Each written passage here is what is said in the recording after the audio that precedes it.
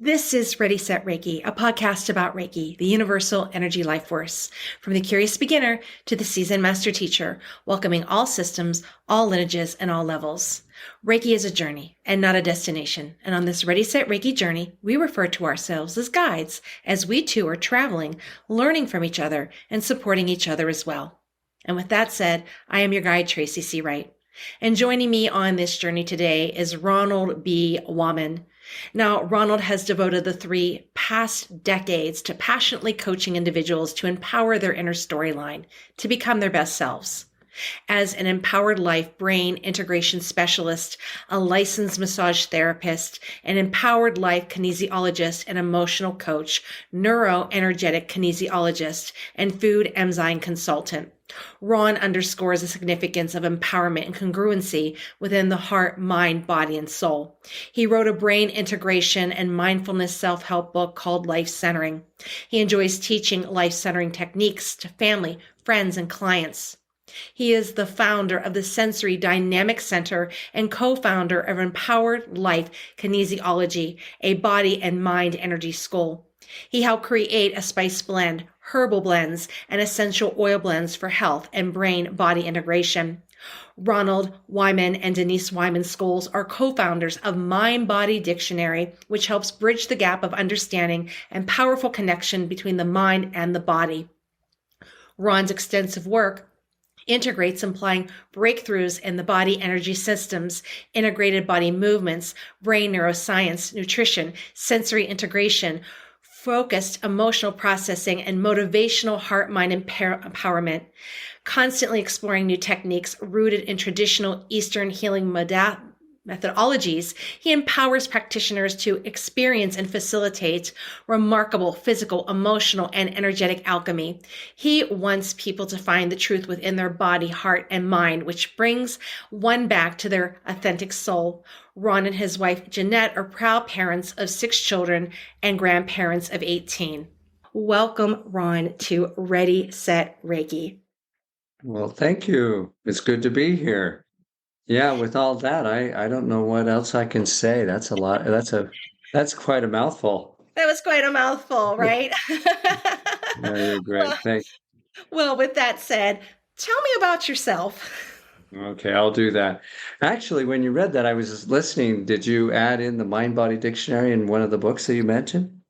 I You believe I said you probably did. I was hearing so much, and so because that's how we got onto this show because we just released Mind Body Dictionary, and I'm very proud of my niece, Denise Wayman Scholes, who helped me work through it and get it done. And I'm really excited.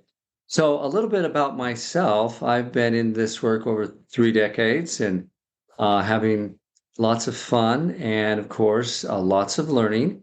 And my parents were already into health, and they have uncles that were chiropractors. My father started on that path and went another one. But I took another path for a while, and I ended up becoming an energy kinesiologist. And because I wanted to go down a little different path with emotions and meridians and energy work, and I went and did my work with Reiki for a short time, and then with other techniques. I don't know how many classes I used to take and books I've read. I was counting up all the books that I've read over the years, and I kept finding more books and more books and more books. So, um, but I found that I started this work partially because of what happened to myself and my wife. Several years ago, she had issues with a pregnancy that caused skin rashes that they couldn't resolve. And it took us several doctors to figure out, and they eventually gave her prednisone while she was pregnant. And then later, when I did this work, I started to figure out actually what happened, putting 2 and 2 together in my research, because 3 of the pregnancies, she had a very severe boils on her. It was boils on her body. And also, I had health problems throughout my life, injuries and other issues that caused a lot of pain. So I had quite a bit of pain. And so this work came about in my seeking, partially because of that, due to pain and health reasons. And ultimately, though, a man walked into my life in a business I had several years ago, and he started to talk in ways that very much interested me about the mind, about spirituality. And I started to take interest in what he had to say. Um, and I started to think differently. And, and so most of my work is centered around helping people transform their thinking and their sensing and feeling into a unified form in the body. So whether I'm working on meridians or whether I'm doing chakras or whether I'm helping them with their nutrition, because I've studied nutrition extensively too, it all comes back to a oneness of the mind, the heart, and the body. And so when I'm doing classes or seeing people privately, they really want to get it. They really want to understand why they're stuck. Because no matter what, you could have the most perfect product for them or the perfect energy for them. But if they're still stuck in their belief system and they can't really get it, or they're stuck in their grief in their heart, or their body has memories in their cells that are stuck, it's going to really take them a long time. So I spend a lot of time massaging it energetically, mentally, and emotionally. So anyway, there you go. So would you say that this work found you or you found this work? Um, I think it's more it found me in some ways because, I mean, obviously I started to seek answers when we had our health problems and we did go to the standard places medically and alternative. But when people started walking into my life, and I remember this one codependency book that came out, and I started reading it. That's when codependency was new. I mean, this is back in 1980s, and it was just like, what? And this guy walked into my life, and then this other man that I mentioned, Max, he was just there, and all of a sudden I went, whoa! And so I think in some ways, when it came, and then I remember the first class I took on emotional processing, and I went, wait, I already, it's like I already knew how to do the whole procedure. It's like it was a knowing, and I was coming home basically. Wonderful, wonderful. So you would say that led you to make these connections, integrating body movements, the brain, neuroscience, nutrition, Right. sensory integration, focused emotional processing, this motivational heart mind empowerment, all that you've learned on this journey from all these synchronicities. It's just amazing. Well, it's fun. I mean, you brought up movements again, and thank you, because I have a whole workshops and based on that, because that's a part of it, and the sensory's a part of it, and the mind's a part of it. So actually, I don't think we ever need to stop learning. I mean, why stop? Why not keep expanding and growing ourselves? Sure, So, sure. And it wasn't mentioned in your intro, but we chatted a little bit before, and you said that you did have a little bit of experience in your journey with Reiki, I even did. though you may not be using it to the fullest extent now, but it was a part of your journey, correct? It was. I remember one of my clients said that it was appropriate for me to at least have level one. So I went through level one after I had started the work. And then I went to a retreat, and someone else said to me, you need to do level two and three because of the type of work you're doing. I said, okay. Like you said, it kind of shows up.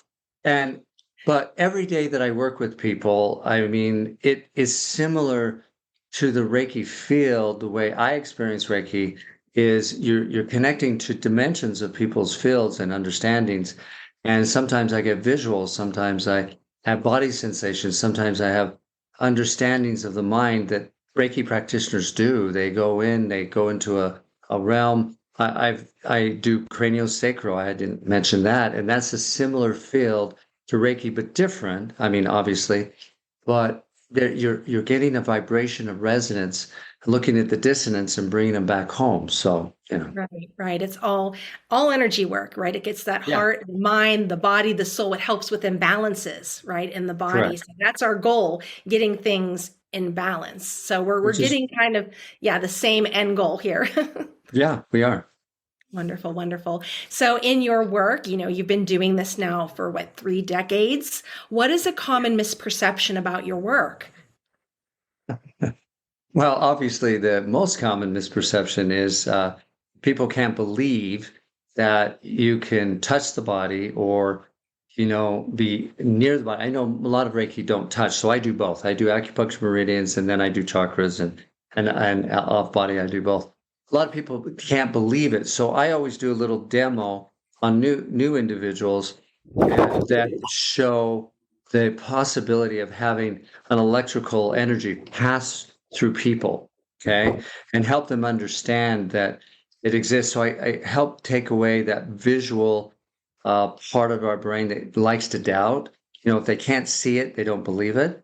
So that's one thing that happens. They have to see it to believe it for some people. And the irony of this is sometimes if we don't have enough belief, we won't see it. Um, the other one, the blockages would be misconceptions, is that our mind is so powerful, and even more important, that our body has so much memory that can negate all the work someone does in cognitive therapy. I have many therapists, social workers, psychologists, and others that I've known over the years. Some are still clients, and they come to me because they want to blend the body and the mind. So a lot of people say, well, yeah, the mind can do it, and they forget about the body. And some people say the body can do it, forget about the mind. It's actually all of them. Yeah, it's getting that biofeedback in the body. I love it. Correct. So, what is something you wish your younger self knew about your current profession? I think when I was going through some of the experiences I had, I had some trauma that I didn't mention, and a lot of people go into this kind of work because of trauma, and that there's hope. Because for a while there, I went into a hopeless, and then I went into a denial, and I pretended that all of that didn't exist. So I think a hope, way back when. Also, maybe just a little awareness. But when I say that, though, in some ways, I'm glad I didn't have as much information then as I do now, because that shaped me, that molded me, that obstacle times a thousand was really important for my resiliency, my determination, my courage, my depth of desire. What happened to my experience may not have happened the same if I had all the answers, right? Right, So in some ways, it's best that I didn't know that much. right, right. If you think about it, if someone handed you a preview of the chapter of your life, and as you're reading it, would you feel at that moment you had the courage to answer that call? Right? Yeah, So that's true. maybe kind of blindly walking through it, they're like, oh, here I am, instead of knowing beforehand. Well, the ahas are so valuable. I working with people and having them crystallize from within themselves and having that haha is worth more than, okay, this is exactly what it'll be. And if we go too much in the exactness, we go too much from the left brain, and we don't allow that right brain emotional experience to happen, and they don't value it as much. So, and by the way, when Denise and I worked on the Mind Body Dictionary, if she would have told me that it's going to be 733 pages, Ooh, I probably would have went, I don't know if I can, I don't know if I can make a book 733 pages. But it was just organic. And I just kept adding and kept adding and like, oh, wow. Okay. So it's so valuable to just experiment actually with life, right? right, right. Because you probably never would have thought 3 decades ago you would be doing this today, right? No, no, no. Amazing, No, amazing. talking to a great person like Tracy. Thank you. You're not so bad yourself. So, all right, our next question is, what has working as an emotional coach for 3 decades to support individuals to power their inner storyline teach you? What did it teach you? um, well, actually, it's taught me a lot because that's when I do my writings. It's actually the people that teach me. So my understandings of one help me on the next person. And so they are my teachers. And actually, everyone's my teachers. A mantra I started to do before this work, because when I was really into it, doing mastermind work and really kind of just not kind of, I was way into it.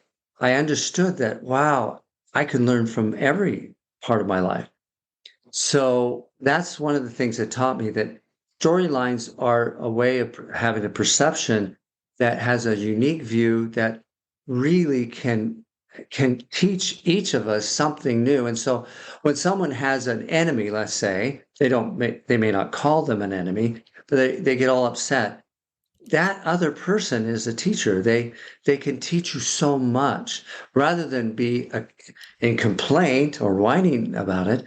You can actually embrace the moment and say, well, what is valuable here by what's happening in this moment with that other person that's challenging me? Mhm. Yeah, that's interesting that you said that. There was a season in my life where someone was really challenging me, and it was someone that I had to have frequent communications with. And every time that person would call, I just frustration, just really things that I kind of didn't like coming out of myself. And I actually began to change. I changed in my phone that person's name to teacher. So that way, when I saw that, this is what was teaching me, what I don't want to react to, right? How I don't want to behave. Some of the way this person talked and treated others was an example, a teaching moment for me as a human being. And I had that for several years. When the phone would ring, oh, there's my teacher.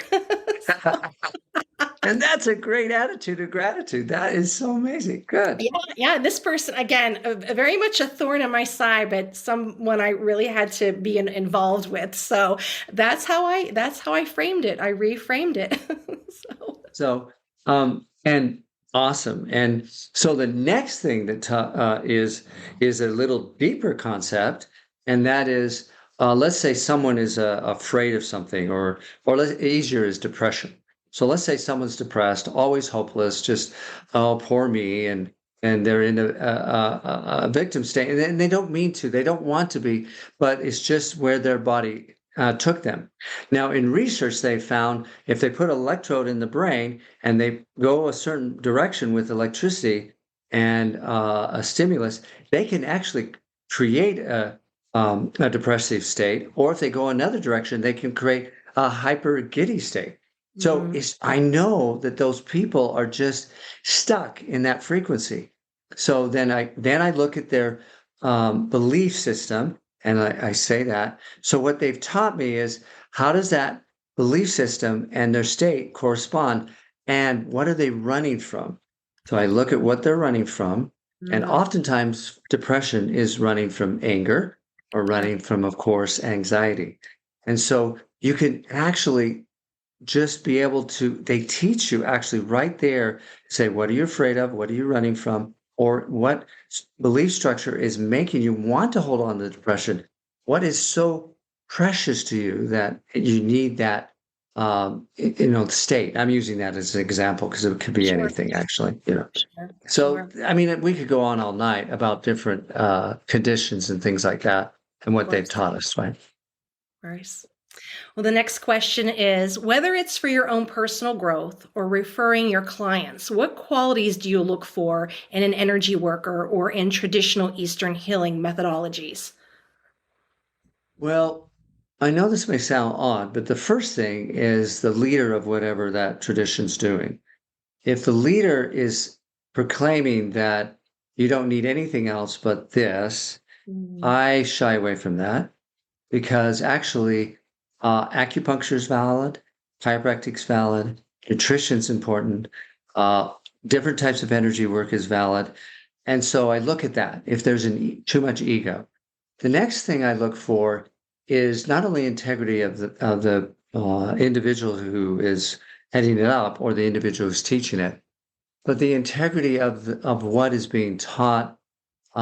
Is it supporting people? Is it building them, or is it trying to keep them stuck and slaves or victim to what is happening in their life? Are we supporting the individual? Is the condition? I mean, is the methodology supporting their whole body and mind and heart? Now, some don't; they just support the mind. But within that, are they supporting the individual to be empowered? So, balance, congruency, things like that. And and I looked at Ayurvedic, play with that, of course, the chakra systems and acupuncture meridians and et cetera. And as a system, those things hold up very well. So, yeah. Right, right. So you are teacher, you are founder, you are author. So what advice would you give someone who is just entering this profession? Um, Experiment with not only different methodologies for yourself, but experiment allowing yourself to try different methodologies and then what resonates to yourself home. Practice on yourself. Those who think, oh, I'm doing pretty good, I don't need this, but everybody else does. That's dark in my opinion, eventually. Um, and yeah, I had a professional come in one time. He says, "What do you do?" I don't understand. He was next door in an office, and I just said, "Well, I do energy work, emotional work, mental, on and on and on and on." And he says, "That doesn't make any sense to me." I said, "Well, that's fine. I got a little time. Just come up, get on the table. I'll do my stuff." And so it came up. We were doing a little emotional work. So and there were some points I was pushing and touching. I mean, not pushing, touching. And it was about his mom. And so I just went on. He says, "My mom, I have no issues with my mother ever." And I said, "Okay, that's fine." He said, "You cleared it up?" "Oh, yeah, in college. I did that long time ago. I have no problem with her. No, we got to stop right now." Which I knew right then he did still have issues with his mom. But I didn't say that to him. I says, "Well, let's pretend. Let's just pretend you have issues with your mom and go back in time because you wanted to know what I do." So I know that was a little sly on my part, but he pretended and all of a sudden he started getting upset and then he cried and he talked all about it. He did the whole process and we did the energy work and brought him back home, worked with his beliefs. And he went, "Wow, that was amazing." Well, and I said, "That was really amazing because you were just pretending." "Yeah, this is awesome." So, so when you start out, you know, you'll get people like that that'll doubt. They'll say, "Oh, you can't do that," or "You shouldn't do this."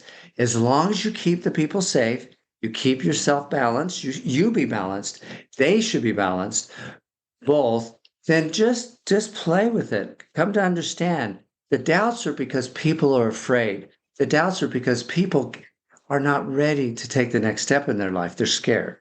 So just keep things in balance and take things a step at a time. That's great advice.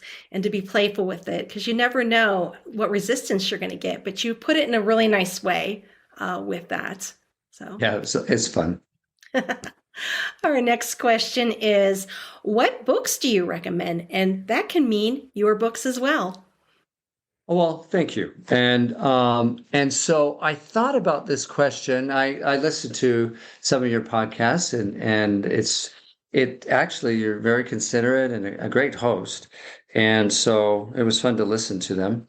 Um, I'm going to talk a little bit about my books in just a second, but um, I thought about, all these books. It goes on and on and on. And a lot of your listeners will have read several of them. But one popped out that I've been enjoying, and I'm actually going through it a third time.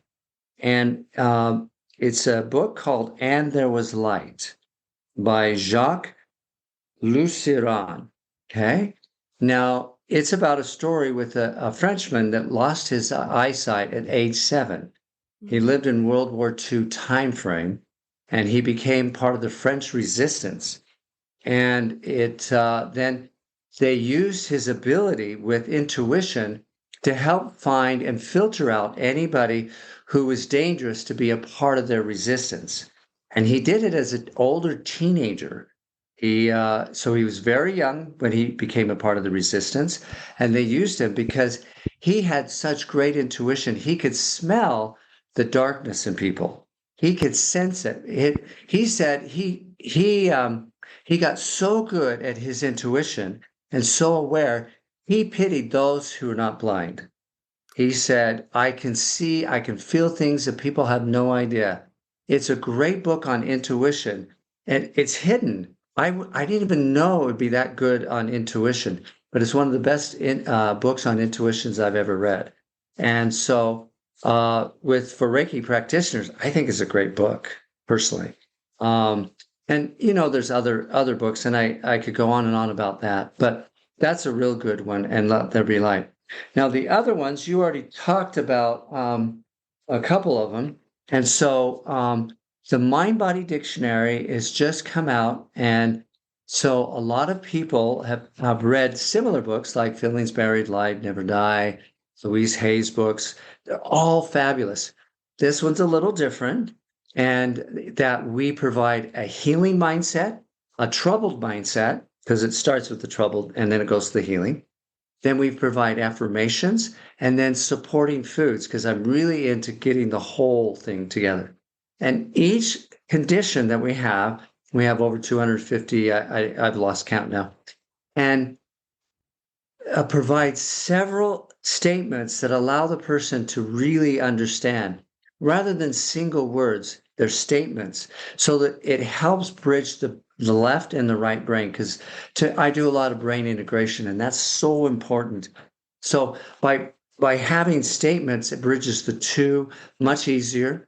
And then they take the healing mindset, and they can actually start working on ways to achieve that healing of arthritis or diabetes or blood pressure or fear. Doesn't really matter. And then those supporting foods are really nice, and of course the affirmations. And so it's not just a book, though. We have it as an app, so people can download it from their app store or Play Store. It's also an ebook. And so some people do all three. And I have to joke, after it came out, I didn't realize how much some people used it, but I had a lady that told me after I talked to her, she said, "Oh, I got to tell you something. I've got rid of most of my other books by my bedside and by my bed on my nightstand. All I have is the Bible and your book." I said, I said, okay, I appreciate that. But she was just saying to me, she used it all the time. She wanted to look stuff up. She wanted to connect. And it's a lot of fun. And the other book, Life Centering, is more about, it starts about meditation in regards to your brain. So it talks a lot about the left brain and right brain with meditation. It's more simple than some of those complicated brain books, and those books are fabulous. There's several books out there. This one, I want to crystallize it, bring it to language that people can use. And so I really like it because it helps the beginner use something of value. So if you have clients that don't quite understand the left and right brain stuff, how to bring in meditation, how to bring in the emotional work, because it has emotional processing in it, then this is a great book to have them start. And of course, the Mind Body Dictionary for Reiki practitioners is fabulous, because you can just look it up, you can scan, say, "Oh, that's one for them," and then they can just use that affirmation. So, yeah, there you go. Beautiful. Thank you for sharing that. I love that. Right next to the Bible. What a compliment. Well, not everybody said that, but it was fun. Well, it just took one person. That's all you need, right? Yeah, yeah. Well, Yeah. well, these things, as the more you become intuitive, because anybody who gets into this work becomes more intuitive, they become more connected, and you get a knowing when you work with people. So that book is a knowing book. That's what I wanted to come across. Like when they read about a condition, the person goes, "Oh, how did they know me?" So Yeah. my niece and nephew's children, they're teenagers, and they first time they picked it up and they looked at their conditions, they looked around the room. I wasn't there, but they looked around and said, "Is Ron there? Is Ronald there?" And because I wanted them to have that feeling when this book came out. So, and that's what a practitioner wants. They want to be in their field so much, a Reiki practitioner, of course, and have that knowing come and help the person really rise and transform through their condition, right? So Love it. Love it. So I mentioned in the beginning some of your other modalities. So remind us again, what are your other modalities that you offer? And do you offer classes, trainings, online, in person? yeah, thank you. So if someone started with the Mind Body Dictionary, of course, it would be a beginning book just to gather information to understand it. After that, then in our college, we have Empower Life Kinesiology. That's part of our Empower Life trainings. And Empower Life Kinesiology is one that takes the meridian system and finds way to get answers to whatever the condition is that a person has. It could be emotional, mental, physical, it doesn't really matter. And so we use muscle response testing, of course, but it's done in a way where it's stress test rather than a yes, no. So we can do it intuitively. So a lot of times I have a knowing where to go. And then we start out with understanding energy. Then we go to somatic work, and then we blend in the mind with it, and then we go back into emotions.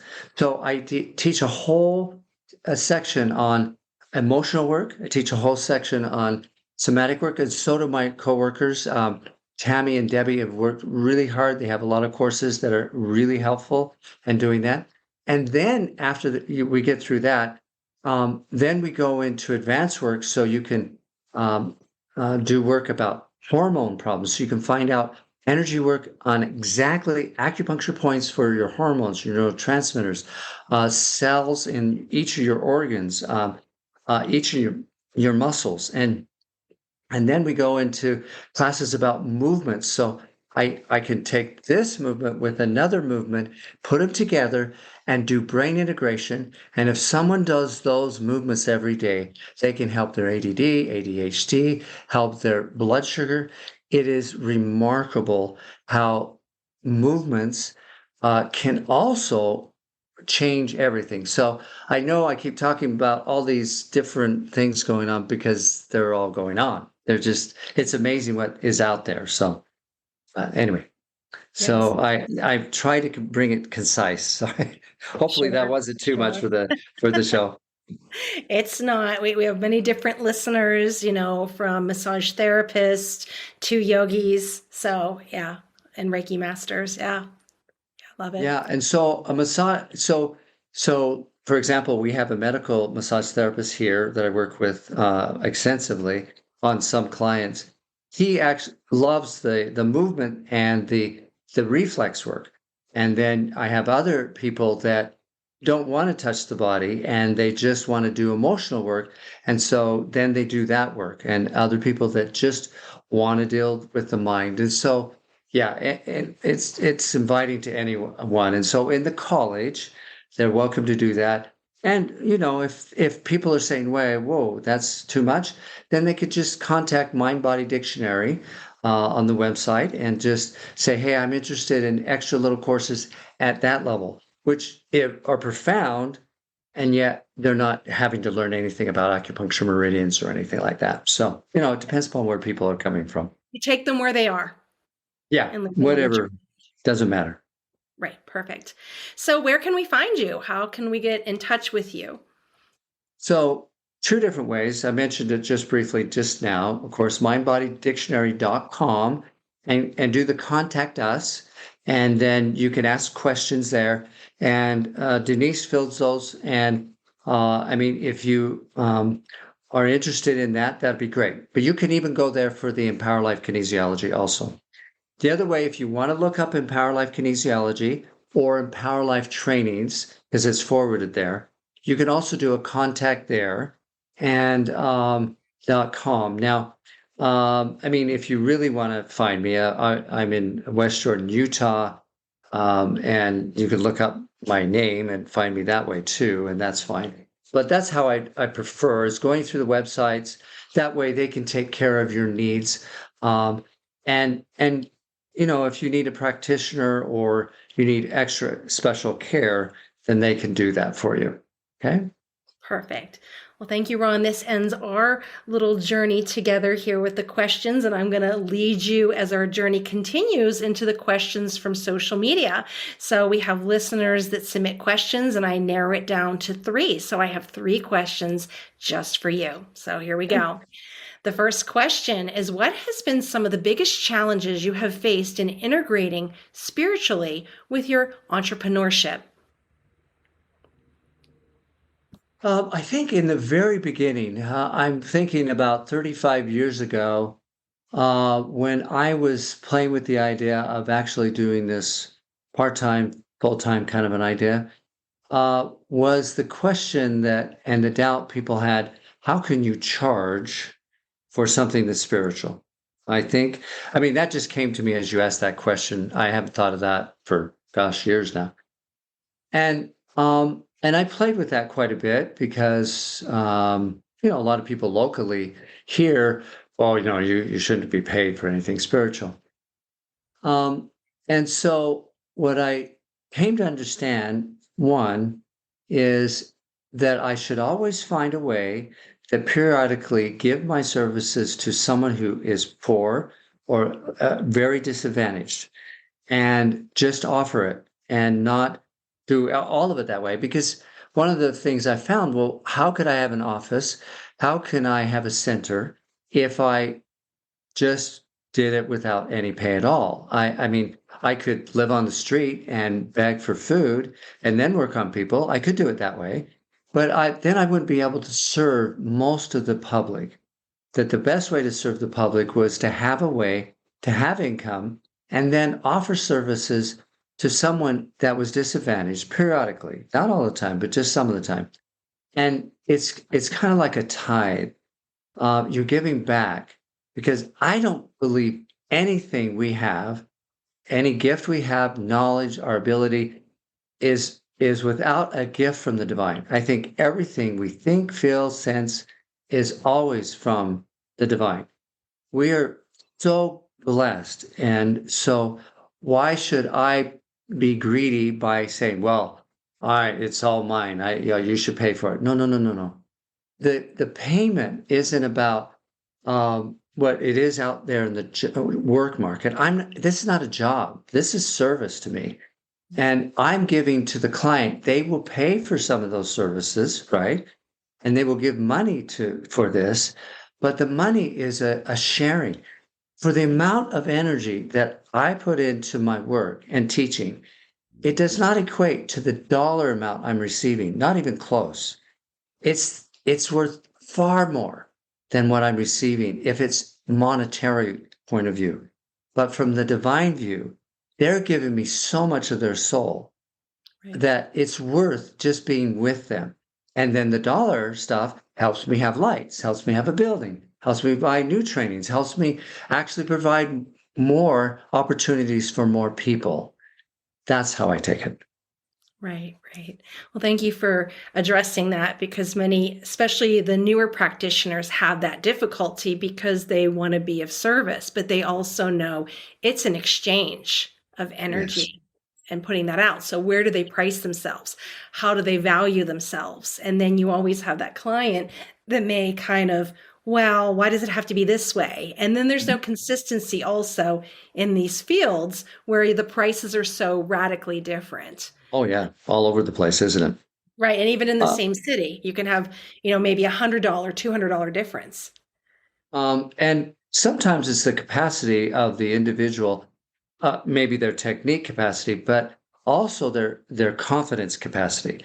And so an individual who is afraid to charge more than a very small amount, then work on building confidence in your own ability to feel worthy, good enough, lovable, capable, courageous, trusting, all the positive values, build capacity, and then it'll be easy to build upon that and add more charge to it.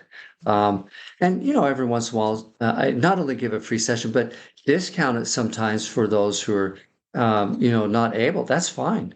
There's nothing wrong with the discount. I don't believe Right. it's. Am I discounting myself? Is the problem. So when I work on someone who, let's say, is half price, I don't have a lot like that, but if they are, I don't give them a half price deal on Mhm. my work. Of They course. may pay less, but I give them the same. And then I get even more greater understanding and I don't feel taken advantage of. I give them the same. I don't discount what I do.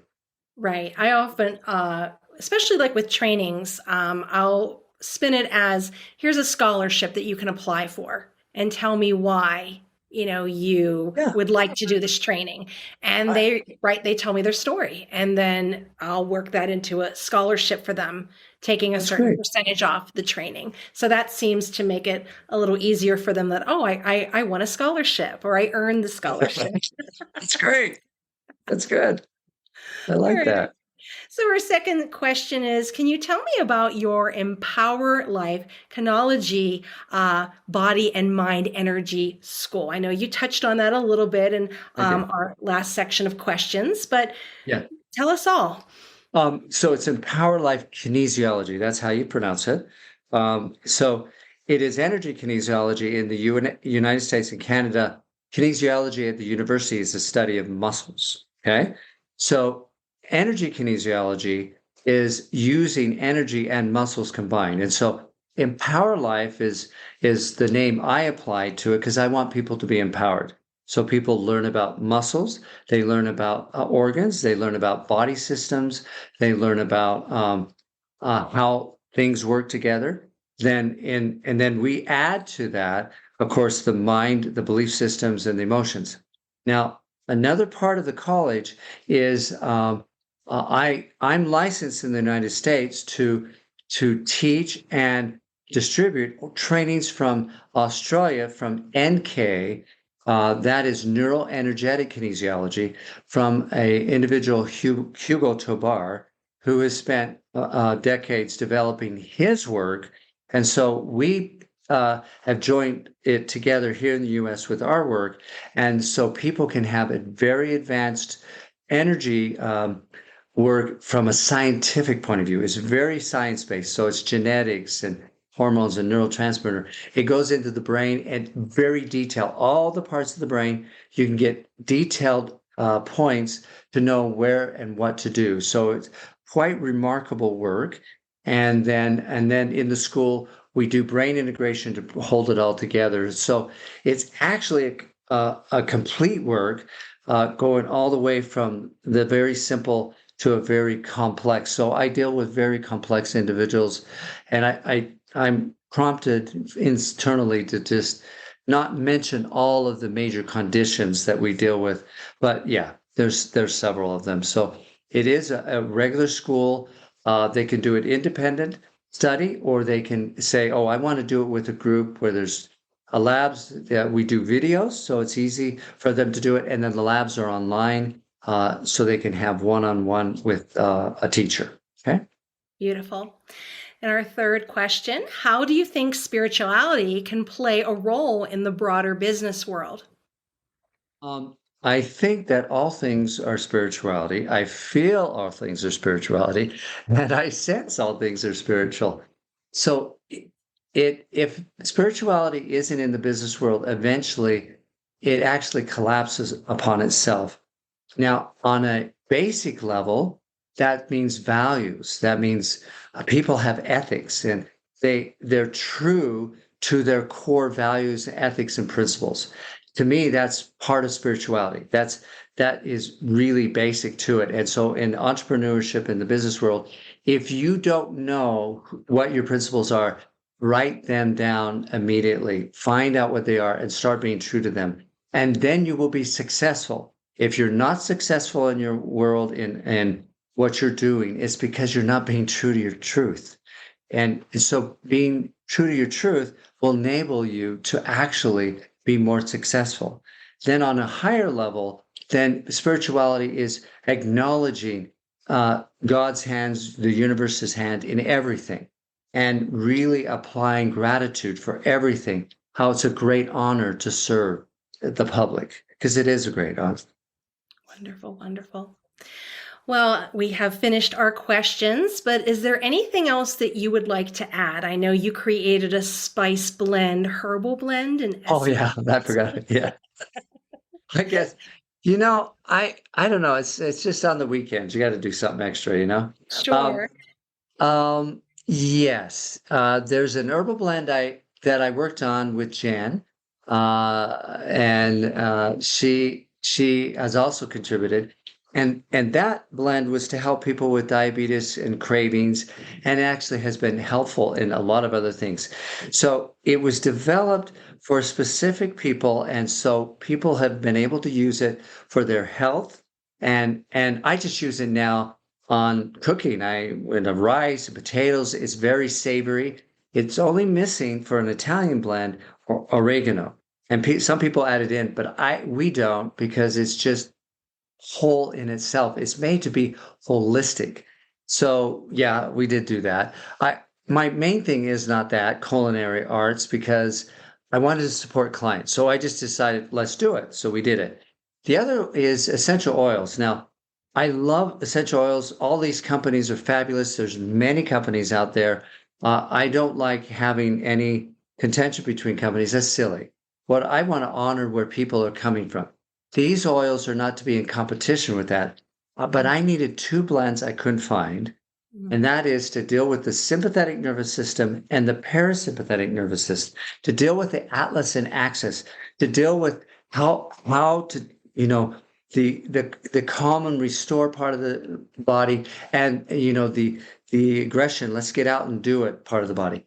So clear and light is a blend of multiple oils, frankincense, thyme, etc. There's multiples, and it works so well that when people get the oils, then they can figure out acupuncture points to apply to those oils specifically for conditions.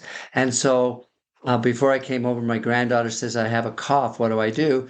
I didn't have time to talk to her as I did the other day, because I wanted to do this right here. And I don't like doing that. I want to spend time when they want to ask questions. And so I told her I'd call her another time.